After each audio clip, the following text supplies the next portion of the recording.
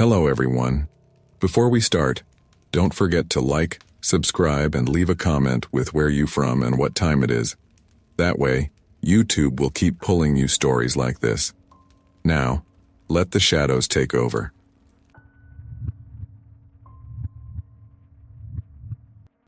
The last clear thing I remember before it all went to hell was the sound of gravel hitting my windshield. It wasn't from a passing truck. The road was empty for miles. It came from above, like somebody standing over me dropped a handful of rocks straight onto the glass. I jerked in my seat, gripping the wheel tighter. My headlights cut across the flat stretch of Highway 46, nothing but asphalt and black brush on either side. It was midnight, and I'd been driving 6 hours straight. Fatigue makes your mind play tricks, I told myself.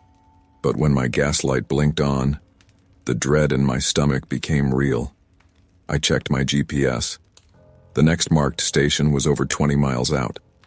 That was a death sentence if the tank bottomed out this far from help. I was about to chance it when a faint red glow flickered ahead. At first it looked like a mirage. The closer I drove, the more it pulsed against the black sky until the letters became visible. Fuel 46. I froze. This stretch of highway doesn't have a station. Not here. I'd run this route dozens of times. GPS confirmed it too. Blank screen. No station pin, no town, just empty road. Yet here it was. The lot looked dead. Asphalt cracked and buckled, weeds sprouting in the seams. A sagging sign buzzed overhead, one bulb strobing like a failing heartbeat. But the pumps were glowing clean and new, their screens bright as if waiting just for me. 2 cars sat in the lot. Both old, boxy bodies, chrome bumpers, the kind you'd see rusting in junkyards. Their windows were black, but the way they were parked, nose to nose with the pumps, made it feel like they'd just arrived. And then I saw the clerk. Through the glass doors he stood behind the counter.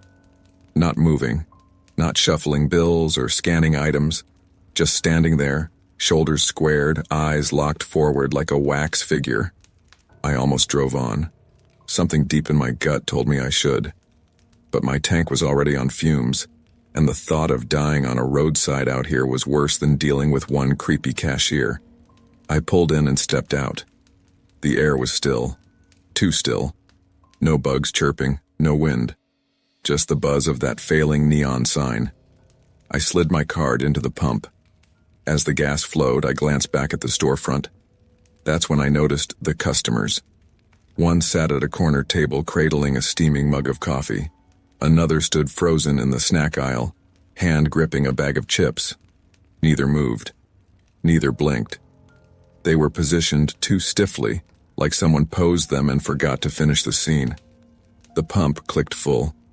My truck had enough to make it to the next real town. I should have left right then. But exhaustion, routine, and some dumb craving for caffeine pushed me toward the door. The bell overhead didn't ring when I entered.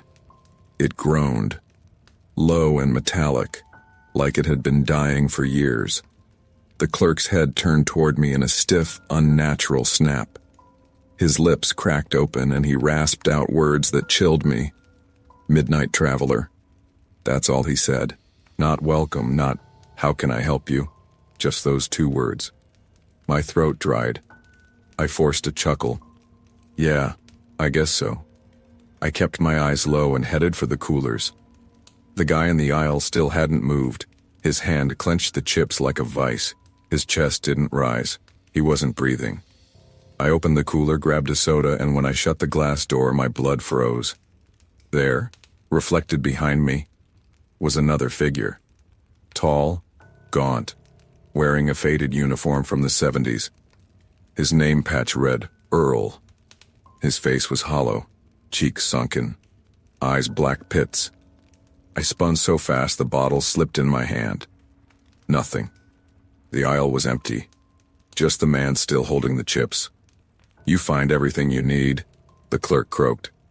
His voice scraped like rusted metal. I set the soda down, slid him a bill, and kept my eyes locked on the counter. From the corner of my vision, I saw the coffee drinker rise. Steam curled from his mug, though I'd never heard him sip once. He walked toward the door, his face too smooth, too still, like it had been painted on. The clerk bagged my soda with trembling fingers and pushed it forward. His hand lingered too long, like he wanted me to take it. I snatched the bag and hurried out. The warped bell dragged across my ears again. The night air hit me sharp.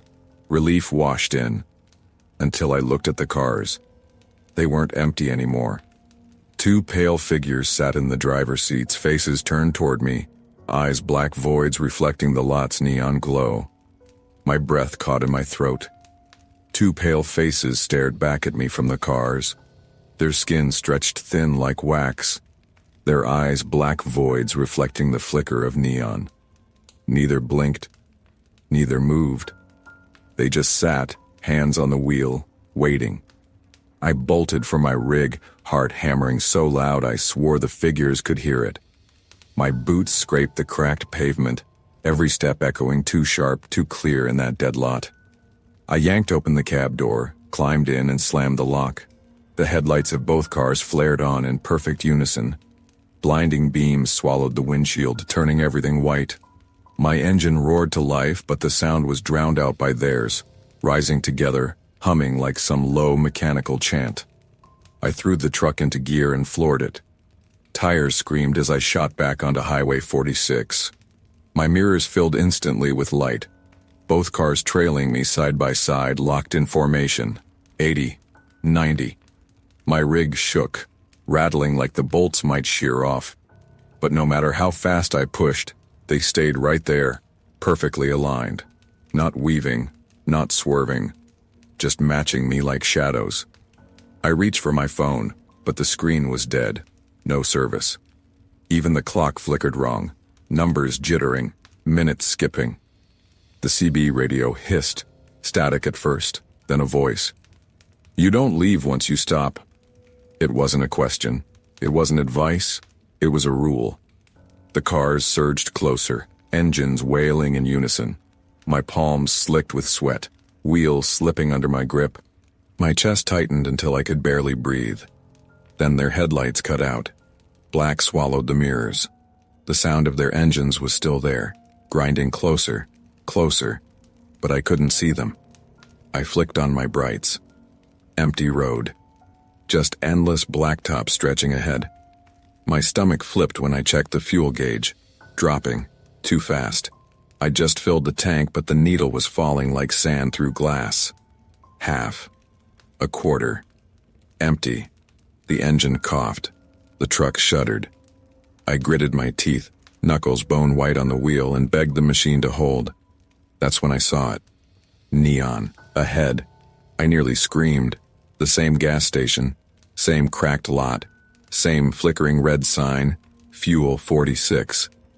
I stomped the brake. The rig skidded sideways, tires burning rubber, until it stopped half in the road. My chest heaved.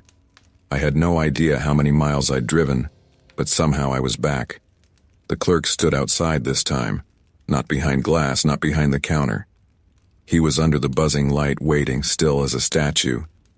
His head tilted, and though I was locked inside my cab, I swear I could hear him whisper, "Midnight Traveler." The cars slid up behind me. Their lights blinked on again, framing me in a cage of beams. I panicked, slammed the gas. My truck lurched, coughing, sputtering, but somehow the wheels caught. I shot past the station, eyes locked forward, refusing to look at the clerk as his shape blurred past the corner of my vision. For endless minutes, I drove blind with terror, until finally, a different glow appeared. A rest stop, one I recognized. Trucks lined up, vending machines glowing under a canopy, people moving around. Real people. I pulled in on fumes, shaking so bad I nearly dropped my keys. When I looked back, the highway behind me was empty. No cars, no neon, just silence. Weeks later, I checked the dash cam, hoping to prove to myself it was exhaustion, that it wasn't real. But when I paused the footage, my blood iced over. The second after I pulled away from the pump, the camera caught something in the cab. The passenger seat wasn't empty. The clerk was sitting there. His face turned toward the lens, his mouth moving silently, whispering something I couldn't hear. And then the feed cut to black.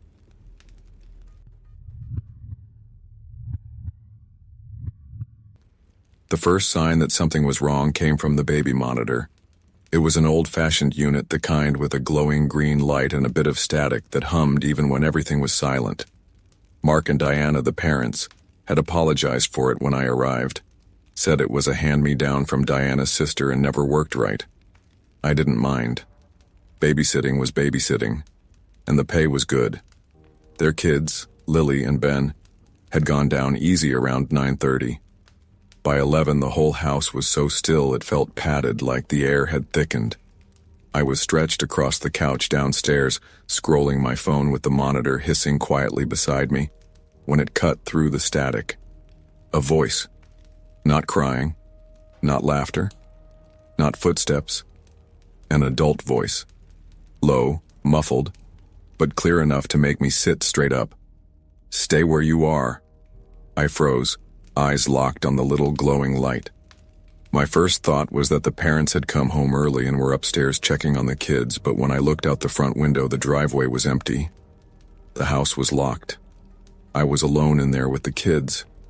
I turned the monitor off, then back on. Just static. No voice. My pulse eased a little, and I told myself it had to be interference. Neighbors with a baby monitor on the same frequency, a passing CB radio, anything.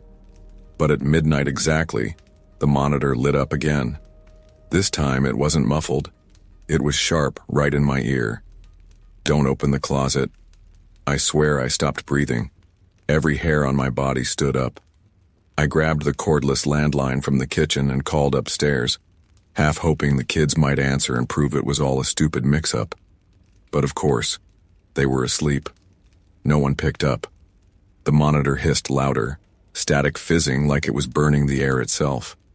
Then the voice came again, soft, but closer now. "They're not sleeping." I had to force myself up the stairs. Each step groaned as though warning me back down. The hall was dark, only a strip of yellow light from the bathroom nightlight breaking the black. I pushed open the kids' door. Both Lily and Ben were in their beds, Lily on her side clutching a stuffed rabbit. Ben sprawled out with his mouth open, drooling a little. Normal, perfectly normal, except the closet door was wide open. I was sure, positive, I'd closed it earlier when I tucked them in. I walked over slowly, trying not to wake them. The inside of the closet looked ordinary. Tiny clothes hanging in rows, a plastic bin of toys, shoes scattered on the floor. But the smell that seeped out wasn't ordinary. It was sour, like damp soil and rust. I shut the door quickly and backed away. Just then, Lily's voice whispered in the dark. "He said you shouldn't have done that." Her eyes were still closed. She was sleep-talking. But the words didn't sound like her own. Her tone was flat, empty, like she was reciting. I stood there in the dark, staring at her, trying to convince myself it was coincidence. But then the baby monitor downstairs crackled one last time, and I heard my own voice, perfect down to the breath, saying, "Stay where you are." Hearing my own voice on the baby monitor shattered me. It wasn't like a recording or a glitch. It was exact. The cadence, the breath, the tiny nervous catch in my throat. I had just said those words minutes earlier, and now they were being thrown back at me from upstairs, like the house itself was mocking me. I ran back down the stairs, gripping the monitor in both hands, and yanked the power cord from the wall. The hiss died instantly. My heart pounded so hard I thought my chest would split. But just as relief began to settle, a thump echoed from above. Heavy. Deliberate. The sound of something dropping inside the kids' room. I didn't want to go back up there, but I couldn't leave them alone. My legs felt like stone as I climbed, every step louder than the last. When I reached their door, the first thing I noticed was the smell. That sour, rusty stench from the closet had spread through the entire room, thicker now, almost sweet and rotten. Ben was still asleep, but Lily was sitting up, her rabbit clutched tight to her chest. Her eyes were open this time, glassy and unblinking. "Mom's in the closet," she whispered. My stomach dropped. "No, Lily. Your mom's not home yet." "She came back," she said, her voice flat, mechanical, as though something else was speaking through her. The closet door creaked open an inch on its own. I froze. The kid's nightlight glowed just enough to reveal a pale hand curling around the frame. Too long, too thin. The fingernails were cracked, yellowed. I grabbed Lily, scooped Ben into my other arm, and staggered backward. As I did, the closet door swung wider. For a split second, I saw something inside. A face, gray and sagging, as if it had been drowned. Its mouth hung open, jaw slack, lips torn at the corners.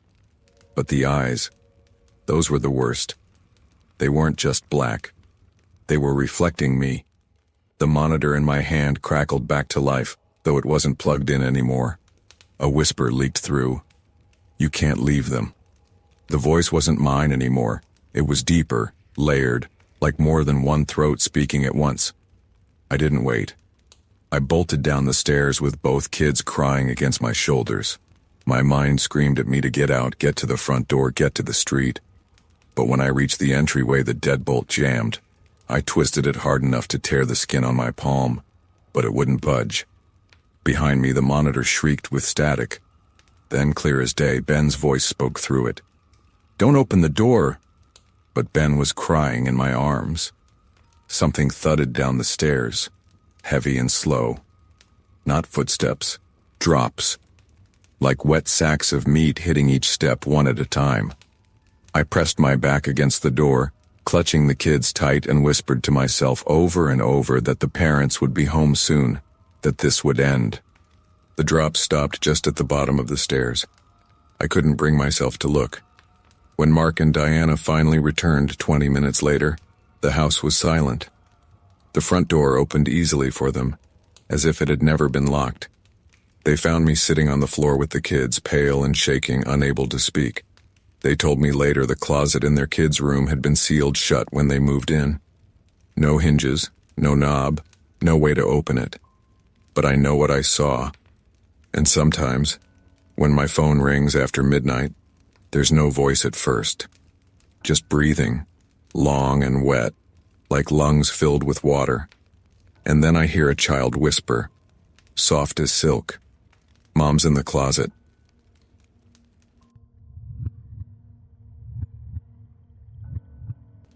I never trusted the Appalachian highways after dark, but that night I didn't have much choice. I'd been hauling a load of equipment through West Virginia, pushing past midnight, when the kind of exhaustion hit that makes your eyelids feel like concrete. My buddy Russell was riding shotgun, half awake, chewing sunflower seeds just to keep himself from nodding off. We'd both driven this stretch before, long, twisting miles of mountain road, nothing but trees pressing close to either side, the kind of silence that eats up radio static and makes you aware of your own breathing. By the time the dashboard clock blinked 12:02, my gas gauge was dipping low, and Russell suggested we pull off if we saw a rest stop. I laughed and told him not to hold his breath. There wasn't one for at least 40 miles.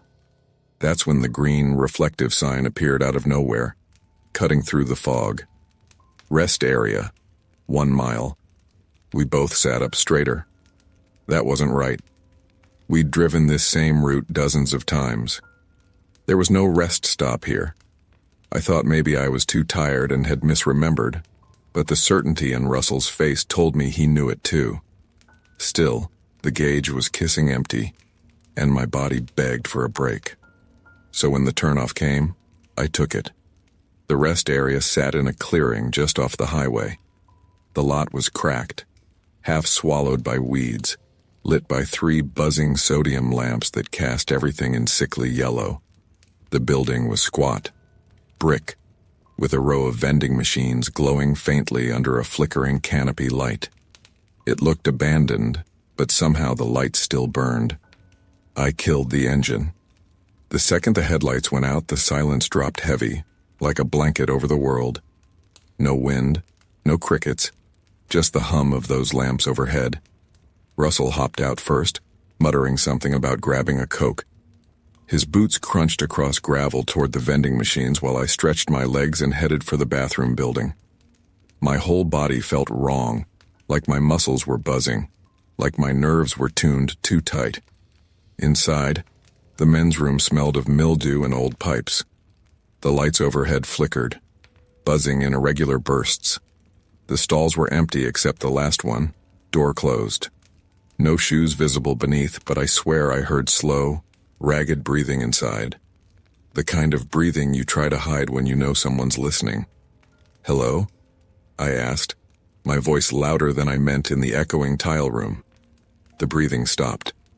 I washed my hands fast, staring at the floor because in the corner of my eye the mirror seemed to ripple, as if someone else's reflection leaned too close. I didn't dare look straight at it. When I stepped back outside, Russell was gone.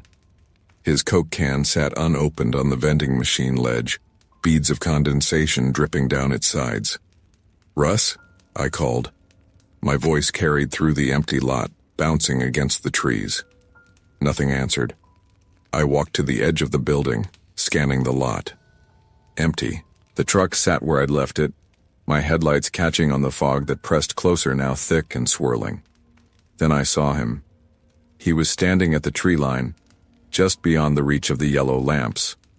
His back was to me, head tilted at an odd angle, like he was listening to something deeper in the woods.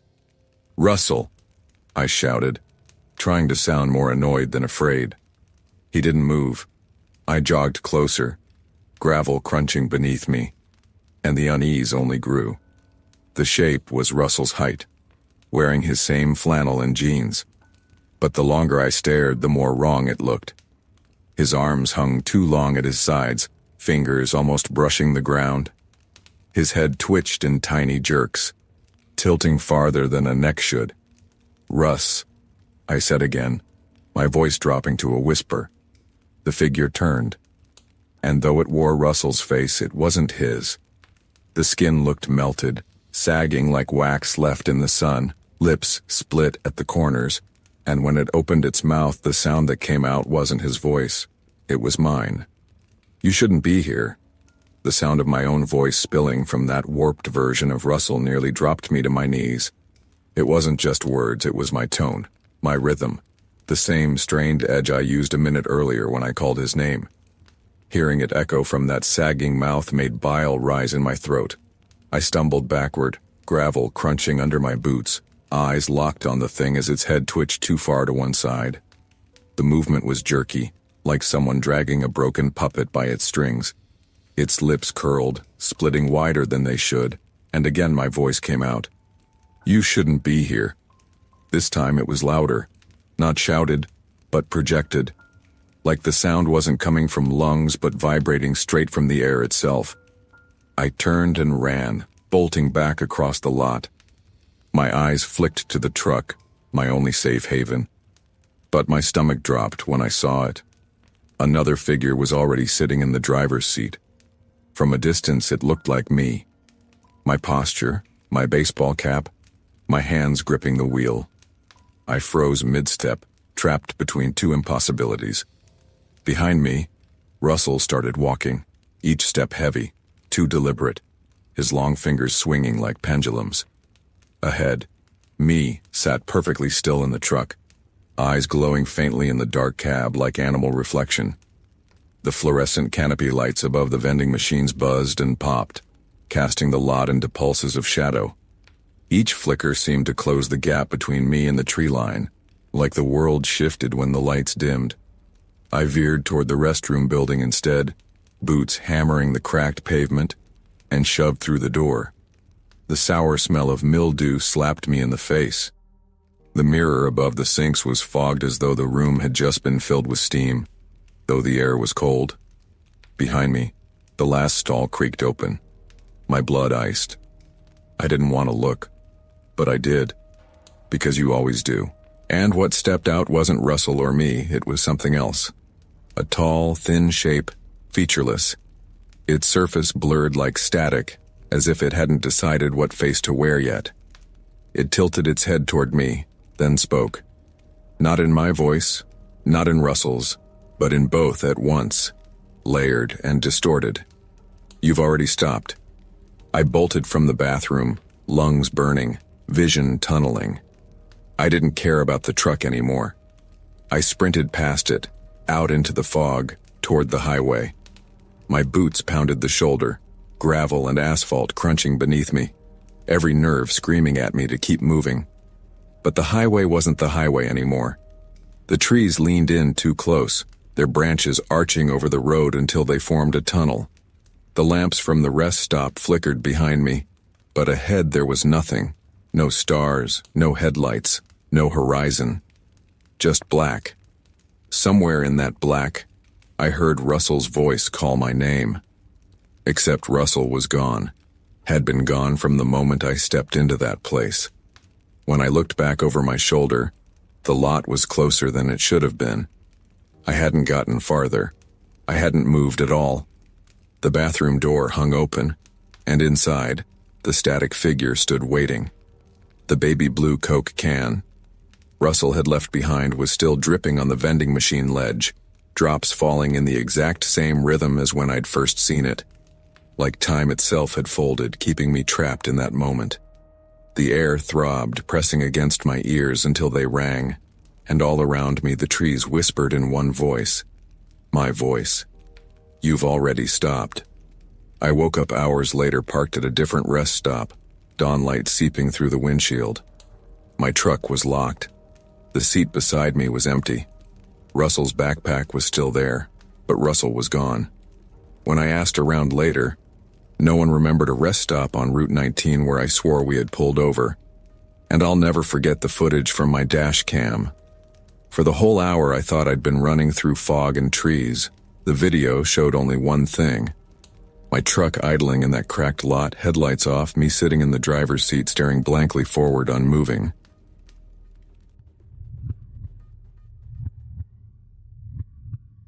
I thought moving to Alaska would mean peace. After my divorce, after the endless noise of city living, I told myself I needed somewhere remote.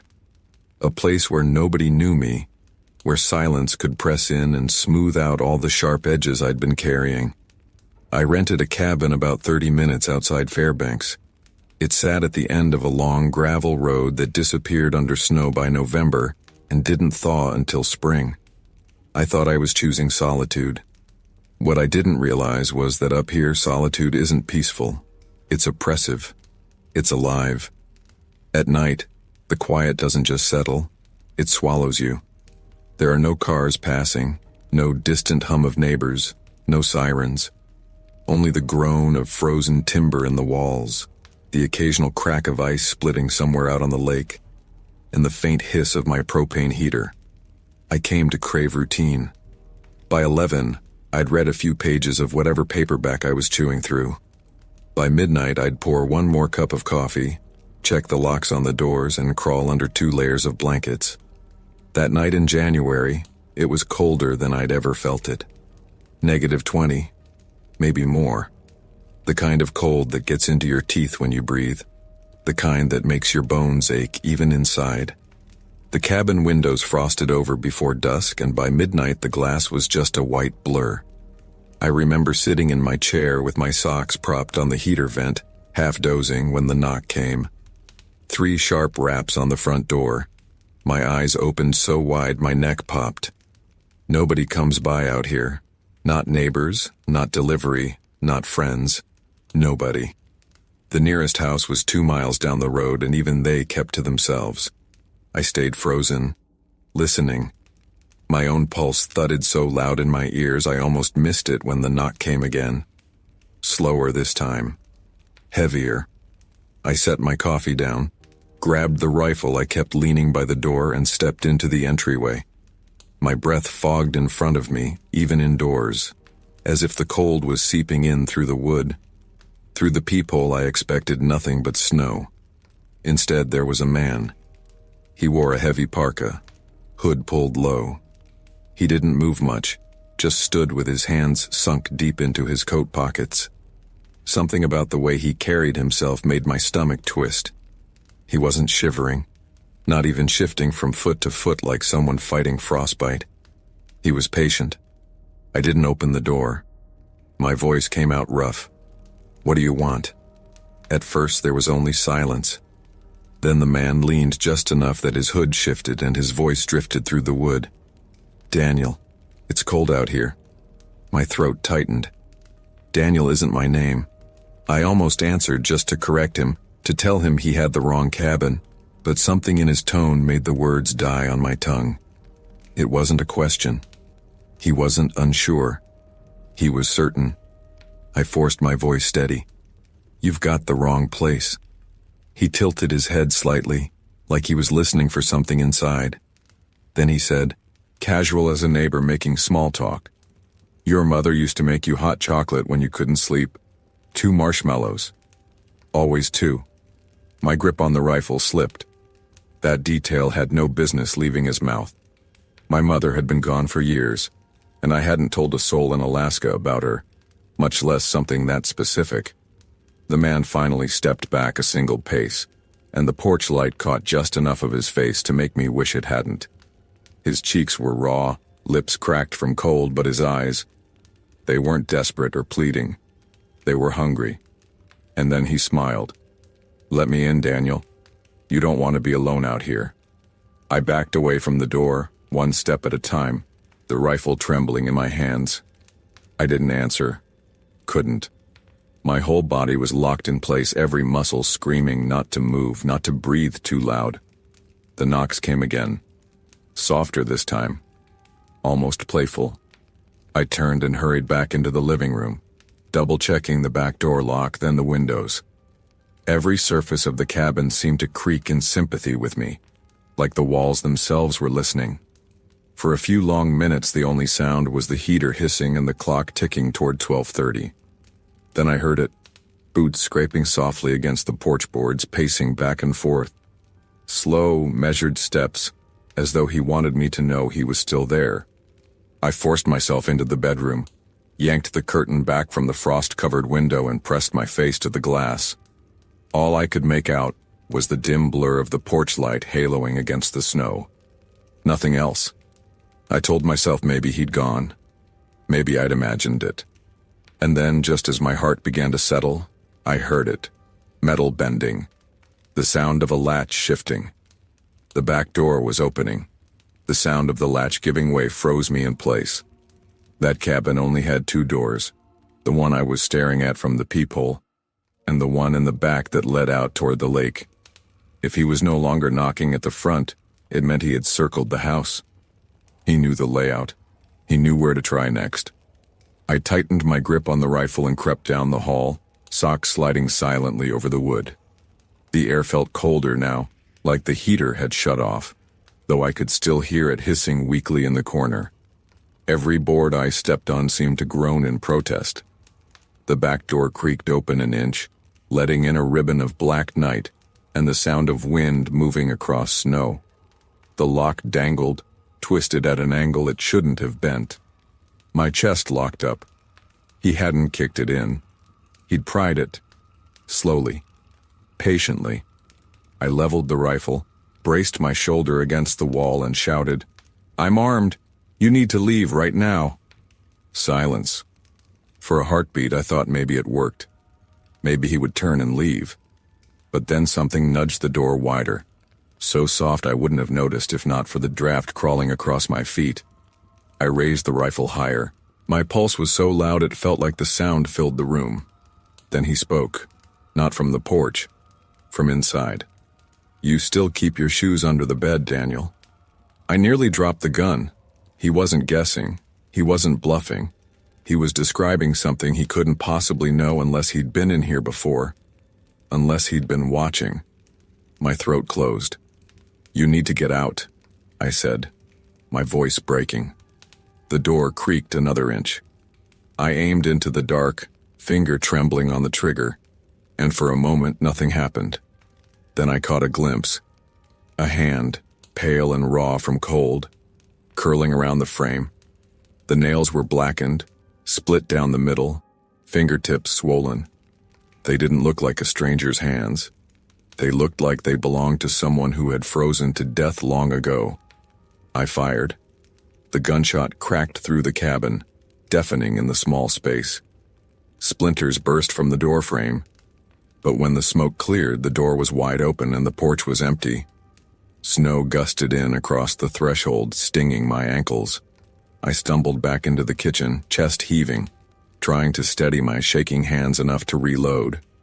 Every shadow in the cabin felt deeper now. The windows were fog so thick I couldn't see outside, but I could hear it. The crunch of boots circling again, slow and deliberate, dragging across the frozen ground. Then the sound stopped. I edged to the bedroom, slammed the door shut and jammed a chair under the knob.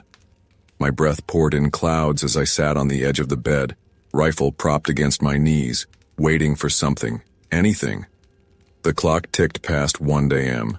That's when the voice came again, not from the porch, not from the back door, from under the bed. "You shouldn't leave your shoes here, Daniel.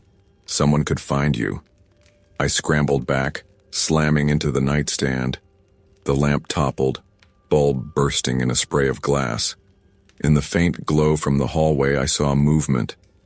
A shape sliding back into the shadows beneath the bed frame, impossibly fast. My heart clawed at my ribs. I couldn't stay. I couldn't fight something that knew everything about me. I shoved the chair away from the door, tore through the cabin, and burst out into the freezing night. The snow was knee-deep, the cold slicing into my skin. But I ran. Barefoot, breath ripping out of me in clouds, I sprinted down the dark road until my lungs screamed. When I finally collapsed, gasping, I looked back. The cabin stood dark against the tree line, smoke from the chimney still curling faintly. And in the yellow glow of the porch light, the man was standing there. Not moving, not chasing, just waiting. When state troopers came the next morning after a trucker spotted me on the roadside, they searched the cabin top to bottom.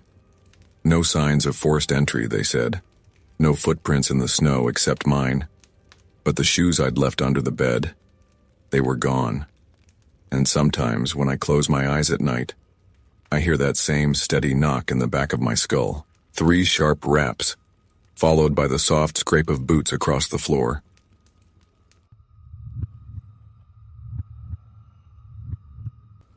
People joke about schools being haunted, but they've never walked one alone at midnight. It isn't just the silence. It's the weight of the silence. During the day, the place is alive with hundreds of voices, footsteps, lockers slamming, chairs scraping. At night, when it's just you, it feels like all of that noise has been soaked into the walls, waiting, like the building itself is holding its breath until morning.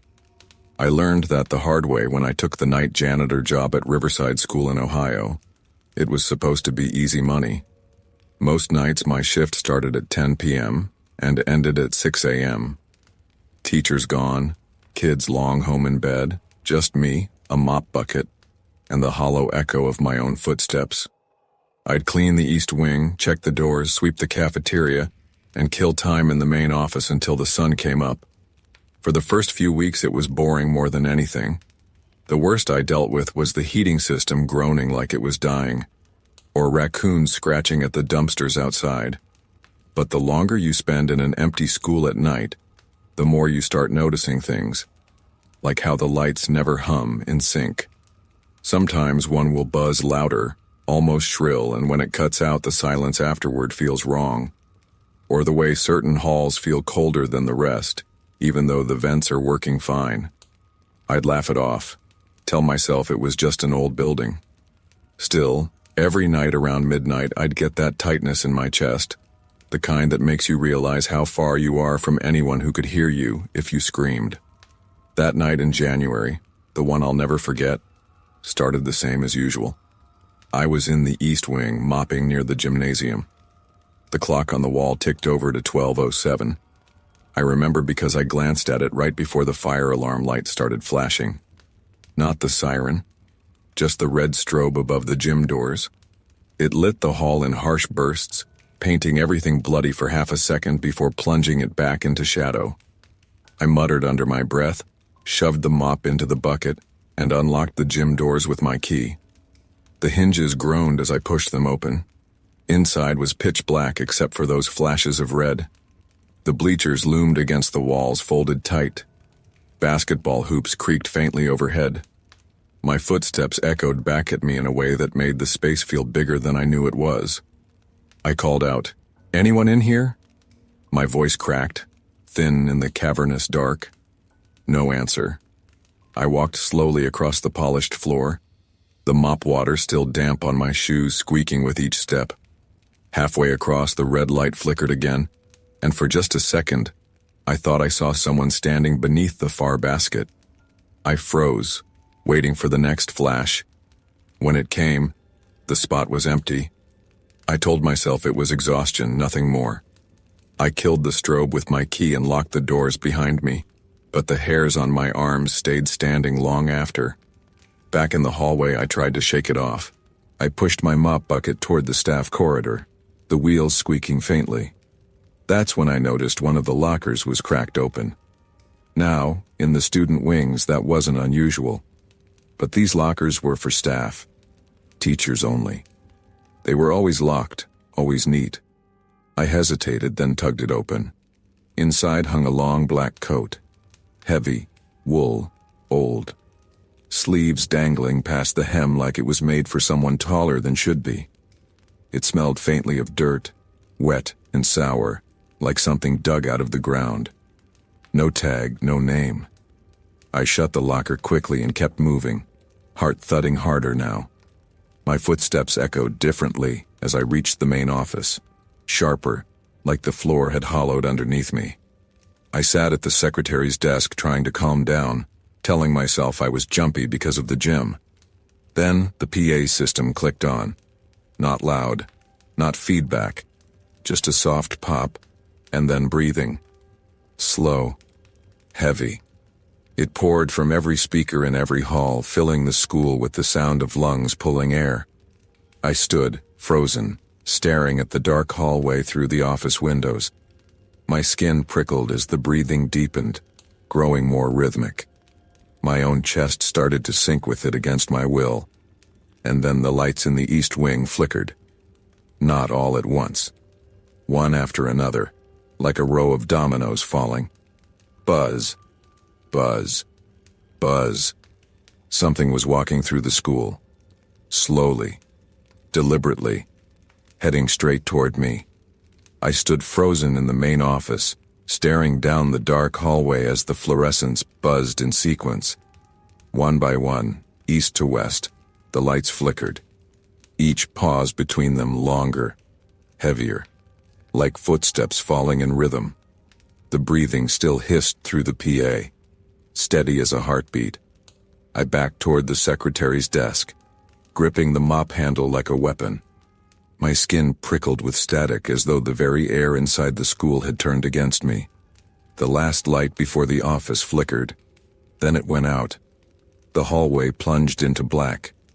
I fumbled for the keys at my belt, shaking so hard I dropped them twice. I finally managed to shut the office door and turn the lock, but the second I did, the PA crackled again, and the breathing stopped. Silence rushed in, thick and suffocating. For a moment I thought it was over. I thought maybe I'd imagined the whole thing, that exhaustion had played tricks on me. Then the intercom clicked, and a sound spilled through that made my stomach drop. It was footsteps, not mine, not echoing down the hall, but the sound of someone walking slowly across tile, piped through every speaker at once. Sharp, deliberate steps, heel to toe, heel to toe. I couldn't tell where they were coming from, only that they were inside. The office door rattled. Once, twice. The handle jiggled as if someone were testing it, patient, methodical. I pressed my back against the desk, clutching the mop handle, my breath ragged. The door went still. The footsteps in the PA stopped. Then, from the principal's office behind me, came the sound of papers fluttering. My head whipped around. The blinds over the glass window swayed faintly, though the air was dead still. I crept closer, heart slamming so hard I felt dizzy. On the other side of the glass, in the dark office, a shadow moved. Tall. Thin. Wrong. I stumbled back and nearly tripped over the chair. My keys clattered to the floor. The shadow froze. Then it bent, unnaturally low, like it was crouching, its limbs jerking in staccato bursts before melting into stillness again. The PA clicked on. A single knock echoed through every speaker, sharp and hollow. Then another. Then another. 3 knocks, reverberating in unison across the empty building. The shadow behind the glass straightened, head tilting toward me. I ran. I didn't bother unlocking the office door. I yanked the blinds down, smashed the window with the mop handle, and climbed through, glass biting into my palms. The hallway beyond was pitch black, but I sprinted anyway, shoes slapping the tile. Lockers blurred on either side of me, exit signs glowing faintly ahead. The PA sputtered again. Footsteps joined mine, dozens of them crashing through the speakers in perfect sync with my sprint. My own rhythm thrown back at me, amplified, chasing me through every hall. I hit the west exit and slammed against the bar. It didn't budge, jammed. I rattled it until my shoulders ached, but it was like the whole frame had fused shut. The breathing returned, heavier now, so loud it vibrated in my chest. My vision blurred, and for a moment I thought I saw the hall bending, walls closing in. Then down the corridor, lockers began slamming open one by one. Bang, bang, bang, each door crashing wide as though invisible hands tore them free. Papers and coats and bags spilled out, scattering across the floor. At the end of the hall, something stepped into view. It was tall, thin. Its head brushed the ceiling tiles. But the worst part wasn't its size. It was the way it moved. Like every joint bent the wrong way. Like it was learning how to walk for the first time. Its arms dragged along the lockers, fingers screeching across the metal as sparks danced in the flickering lights. I bolted down a side stairwell, glass crunching underfoot. The PA followed me down, filling the stairwell with that same steady breathing. Closer now. Impossibly close. My chest burned as I shoved through the basement door. The smell hit me first. Mildew, rust, dust that hadn't been disturbed in years. My flashlight flickered weakly, illuminating rows of storage boxes, broken desks, and old chalkboards stacked like tombstones. I darted between them, heart pounding in my throat. Then the PA cut out. Silence. I turned in a slow circle, my light shaking across the clutter. For the first time since it started, there was no sound, no movement. I almost let myself believe it was gone, until I realized the beam of my flashlight wasn't steady. Something was casting a shadow in front of me, something I hadn't seen yet. The light shook harder as the shadow lengthened, stretching across the floor toward me. I followed it up, slowly, against every instinct screaming not to, and saw it. Standing between the rows of broken desks, bent double to fit under the low ceiling, its head cocked at an unnatural angle, watching me. And then it moved.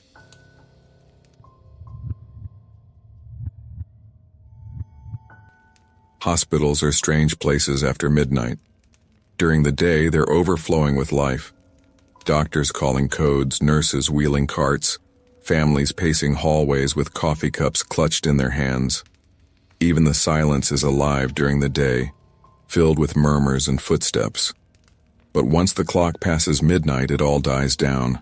The voices vanish, the doors stop opening, the fluorescent lights dim to a dull yellow glow, and what's left doesn't feel like a hospital anymore. It feels like a place where time is holding its breath, waiting to see who makes it through the night and who doesn't. I'd been living in that limbo for weeks. My wife, Mara, had been in a coma after a car accident on the icy roads outside Joliet. Every night after work, I drove straight here. I'd sit beside her bed in ICU room 312, listening to the mechanical rhythm of her ventilator. I'd rub her hand, though it never got warm. I'd talk to her, even when I knew she couldn't hear me. The night she passed didn't come with any warning. No alarms, no rush of doctors, just the slow flattening of her heart monitor. One moment the line beeped steady, the next it was a single, endless tone. I remember staring at it, waiting for the beeps to come back, like if I refused to blink I could will her back. But the nurse touched my shoulder, and her face told me before her words did. Mara was gone. I stayed long after they told me I should go home. I couldn't bring myself to leave her behind. At some point I found myself wandering the hospital, moving like a ghost through halls I'd memorized during those 3 weeks. I passed the vending machines by the ICU, the family lounge with abandoned magazines, the chapel where I'd seen a mother sobbing into her hands just a night before. Everything was too still, too empty. By the time the clocks crept past midnight, I ended up in a waiting area on the 3rd floor, sitting alone with a soda I didn't remember buying.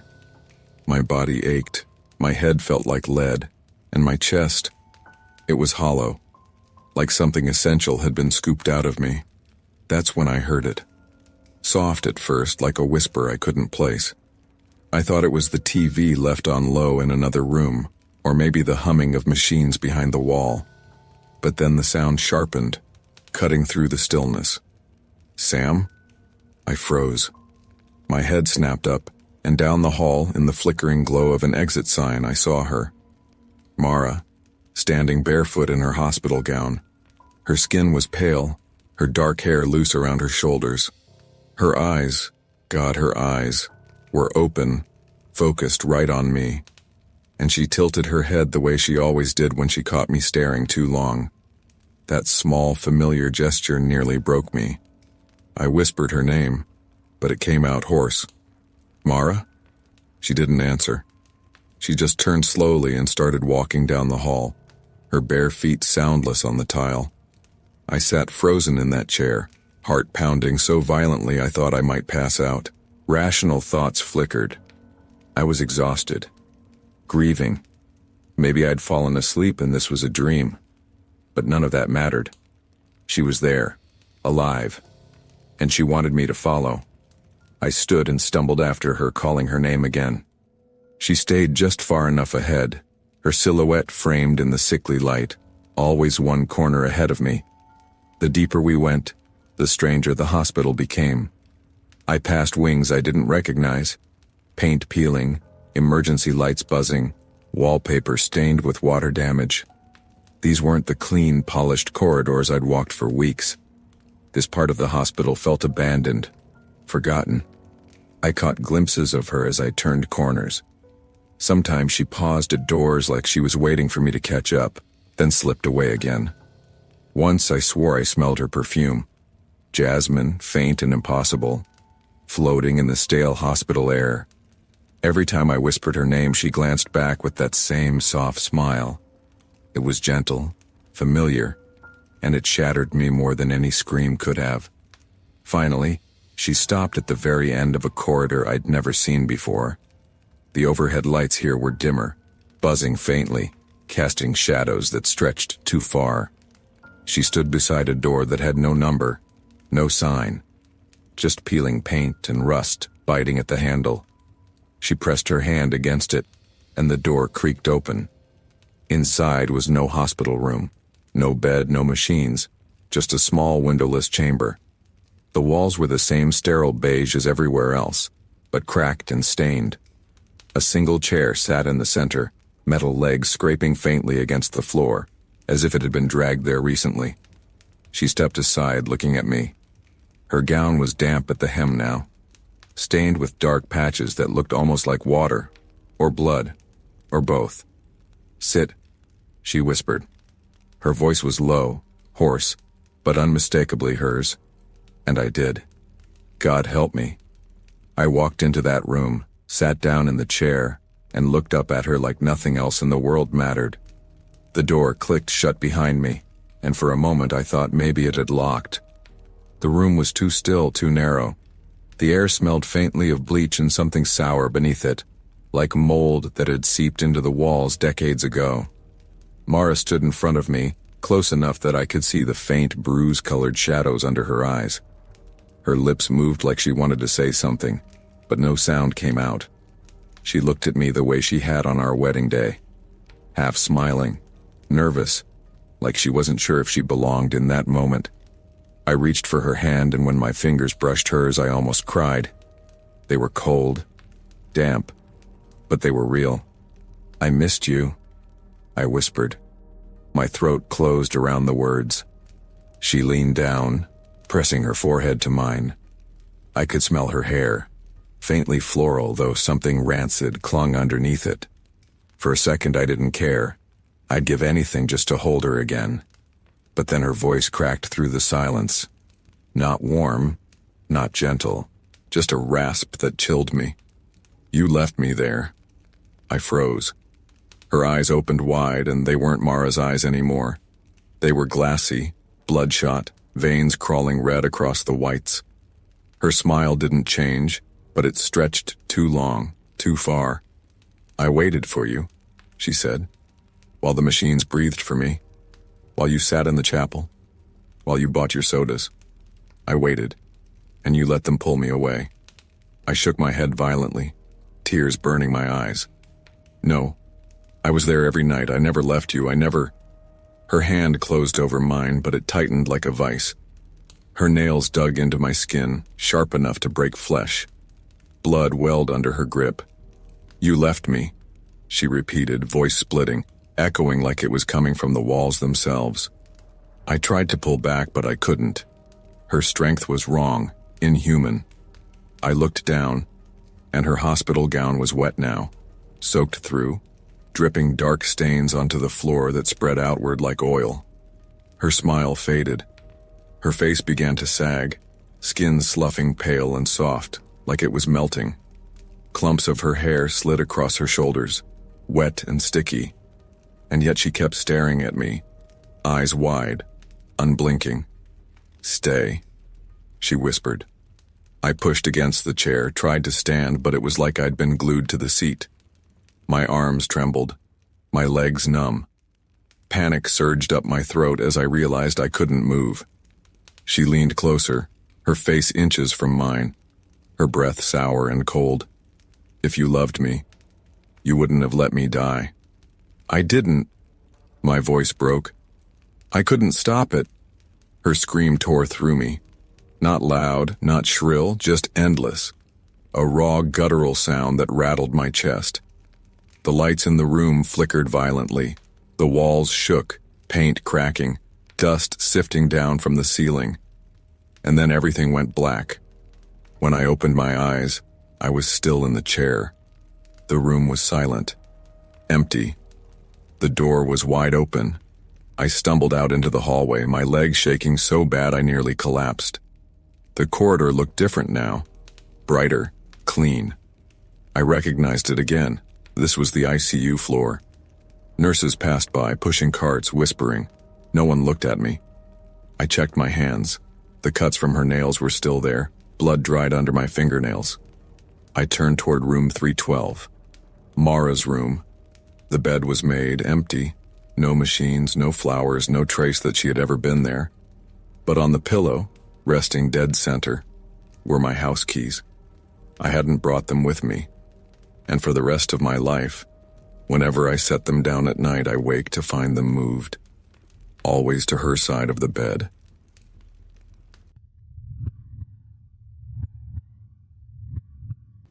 When you're young and broke in a big city, you don't get to be picky about where you live. You just take what you can afford.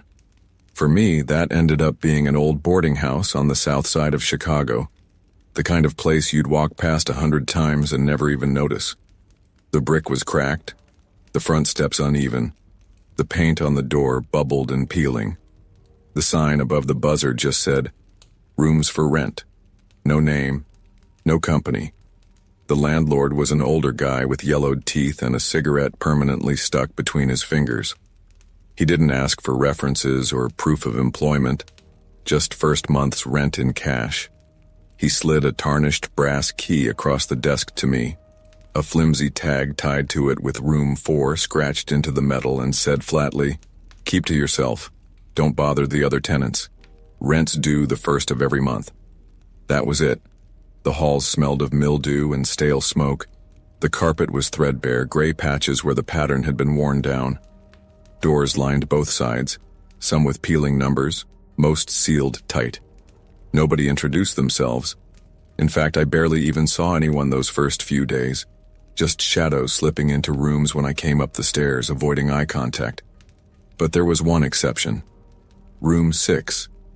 I don't know how old the guy was, 40s, maybe 50s, but he had this washed-out, papery look, like all the color had been drained out of him.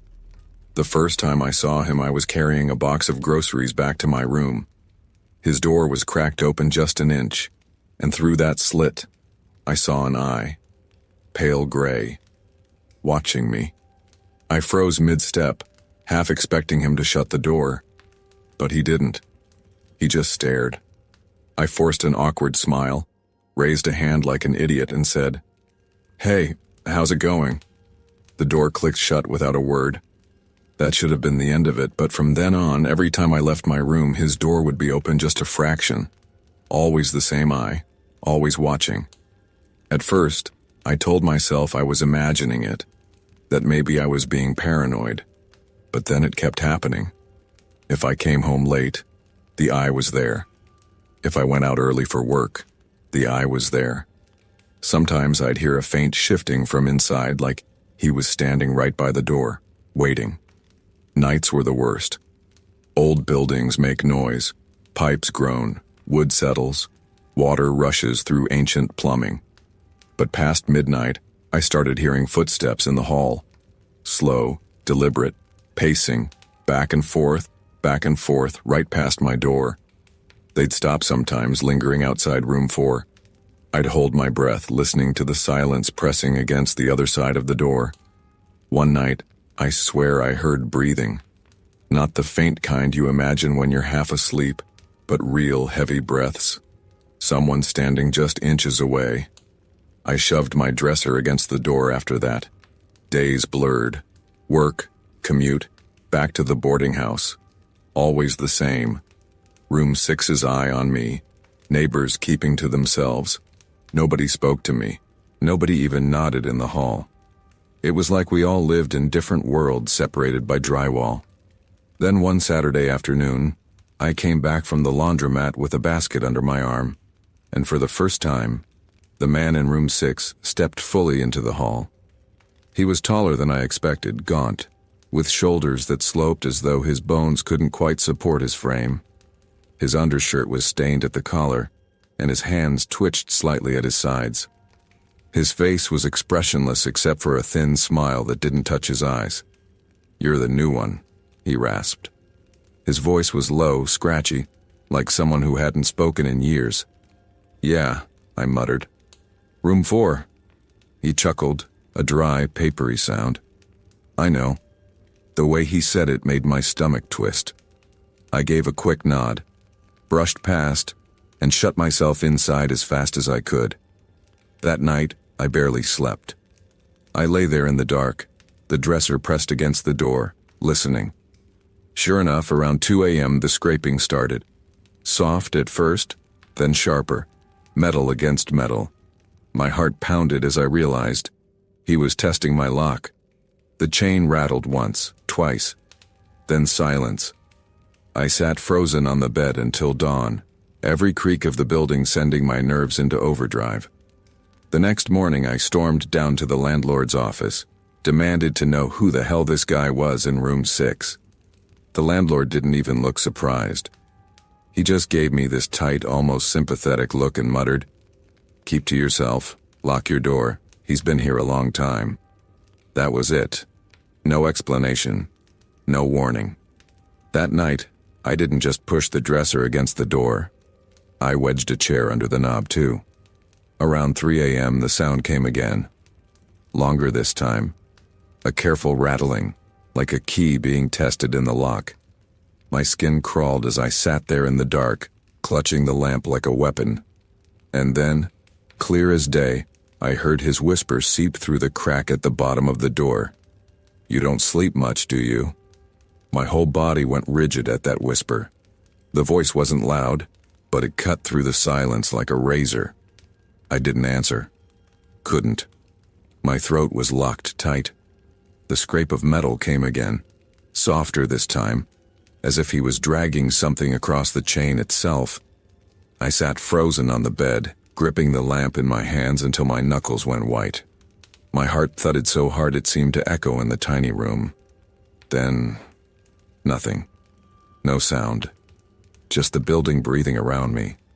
I don't remember falling asleep, but when I woke up, daylight was bleeding through the blinds.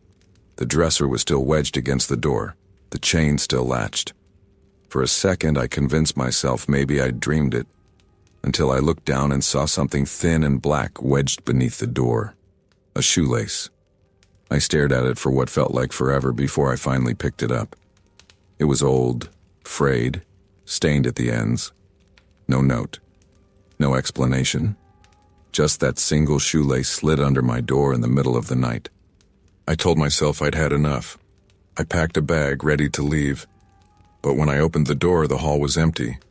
Too empty. Every other door shut tight, and room 6's door was cracked open again just an inch. The pale eye was gone. Instead, taped to the door frame right at my eye level was a photograph. It was me, sleeping in my bed. I dropped the bag and stumbled back inside, slamming the lock shut. My chest was tight, my thoughts spiraling. How the hell had he gotten in? I'd barricaded the door. Had he been here before, watching while I slept? The landlord didn't answer when I banged on his office door. Nobody did. The building felt deserted, like I was the last tenant left.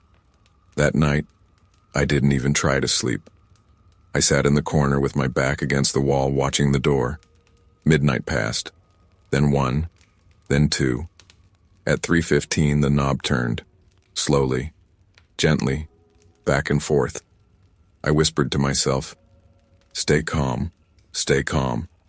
But then the voice seeped through the crack again, soft and deliberate. "I like watching you breathe." My stomach lurched. I wanted to scream, but my voice was gone. The knob rattled harder now. The dresser trembled against the frame. I braced myself, clutching the lamp, convinced the chain would snap. But then, silence. I sat there in the dark, lamp in hand, not daring to move. The quiet stretched so long I thought maybe he'd gone back inside. And then I heard it, just above my head. The faintest creak of floorboards. I tilted my gaze upward, heart slamming against my ribs. A shadow stretched across the ceiling. He was in the crawl space above my room. Something shifted up there, the sound of knees dragging, palms pressing wood. Dust sifted down from the vent in the corner, speckling the air. I bolted. I didn't grab the bag, didn't grab my coat. I shoved the dresser aside, yanked the door open, and sprinted down the hall. Behind me, I heard it, his voice louder now, echoing from the vents. "Run!" My bare feet slapped the stairs, the walls closing in as I stumbled for the front door. I yanked it open, nearly fell down the icy steps and tore out into the Chicago night. I didn't stop running until I reached the corner store 3 blocks down, where the fluorescent buzz and the bored cashier felt like salvation. When I finally came back with cops the next morning, room 6 was empty. Not just empty, cleared out. Bed stripped, drawers bare. Not a trace that anyone had ever lived there.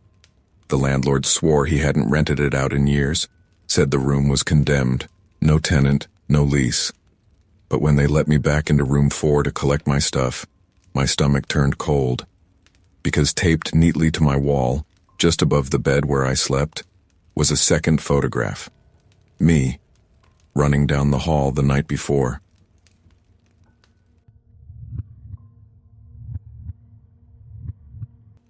People who grew up in normal houses don't understand how a building can become a prison.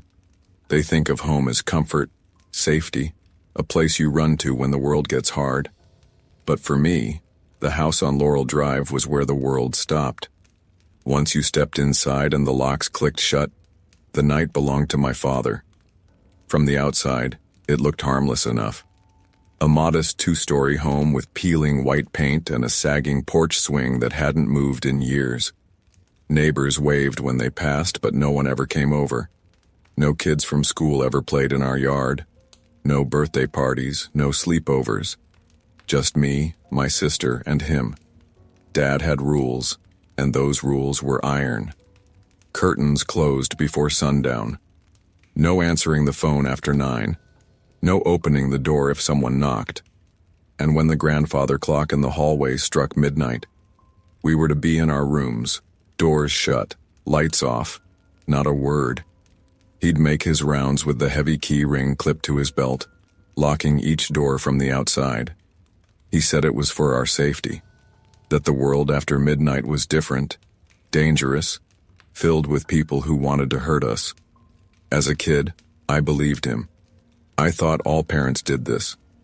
I thought locked doors were just another part of bedtime, like brushing your teeth or saying prayers. But the older I got, the more I realized how wrong it was. Every door in that house locked from the outside. Mine, my sister's, even the bathroom. We couldn't leave if we wanted to. At night, I'd lie awake listening to him pacing the hall, the clink of the keys, the click of tumblers turning, one by one, room by room, sealing us in like cells. The house changed after midnight, too. During the day, it was stale, heavy with the smell of old wood and cigarette smoke. But at night it came alive with tiny sounds, the creak of the floorboards under boots, the faint rattle of windows shifting in their frames, the ticking of the old clock that seemed louder once the world went still. Those sounds got into my head until I couldn't tell if they belonged to the house or to him. My sister never talked about it, not directly. She was 2 years younger, always quieter, always careful. I'd catch her staring at the locked door sometimes, her face pale in the half-light. But if I asked, she'd just shake her head. The night I finally understood what was happening began like every other. I lay in bed staring at the cracks in the ceiling plaster while the grandfather clock chimed 12 hollow notes. Right on cue, I heard him in the hallway. Heavy boots on carpet, keys clinking, click. My sister's door, click. The bathroom, click. Mine. The shadow of his boots lingered under my door longer than usual. I held my breath, counting heartbeats until they finally moved on. The silence that followed was always the worst part, the way the house seemed to hold its breath with me. That's when I heard it. At first I thought it was the wind through the siding, or maybe pipes groaning, but then it sharpened, soft and jagged all at once. A sob, muffled, choked. It came from my sister's room. I froze. The air in my lungs turned to ice. The sobbing grew sharper, broken into little gasps, then cut off abruptly, like a hand had pressed over her mouth. Then silence. I pressed my face into the pillow, heart pounding, telling myself it wasn't real, that I was imagining it. But the sound replayed in my skull long after it had stopped. I didn't sleep that night. I just stared at the door, waiting for morning. When Dad unlocked us in the morning, it was like nothing had happened. He jingled the keys, humming under his breath, his shirt tucked in too neat, too stiff. My sister came to breakfast with red-rimmed eyes, her skin pale and sallow. She wouldn't look at me. I tried to ask him, why the locks? Why the rules? For the first time in my life, he didn't ignore the question. He smiled. "You're old enough now," he said. "Soon you'll understand." The words sat in my stomach like stones. That night, when the locks clicked again, I didn't stay in bed. I'd stolen a spoon from the kitchen earlier that day, bent it against the dresser until it formed a crude pick. My hand shook so bad I could barely get it into the lock, but after what felt like forever, the tumbler gave with a soft snap. The hallway was dark, the carpet rough under my bare feet. The only light came from the night bulb in the kitchen downstairs, humming faintly. I crept out, every step deliberate, listening for his boots. I paused outside my sister's room. The sobs were there again, softer this time. Desperate, I reached for the knob, then froze. In the sliver of light spilling from the crack under her door, I saw shadows. 2 of them, one sitting, small and hunched, the other standing over it. And then the standing shadow shifted, slowly, deliberately, turning toward me. The moment the shadow turned toward me, I stumbled back from the door. My heel caught the carpet, and for a second I thought I'd fall, that the sound would give me away. But the hall stayed silent. Only my pulse thundered in my ears. I wanted to run back to my room, slam the door, pretend none of this was happening. But I couldn't. My sister was in there. The faint sobbing rose again, weaker now, like she was fighting to breathe.